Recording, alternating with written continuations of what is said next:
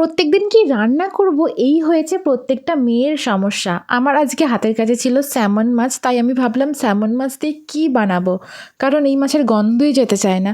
তাই আমি বানিয়ে ফেললাম স্যামন মাছের মালাইকারি।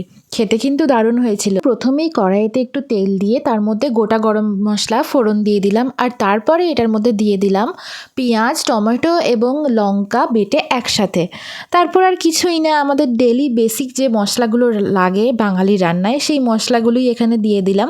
তারপর কিছুটা দিয়ে দিলাম দই, আর তারপরে এবার আস্তে আস্তে লো ফ্লেমে এটাকে একটু নাড়াচাড়া করতে হবে। এরপরে অ্যাড করে দিলাম কিছুটা নারকেলের দুধ।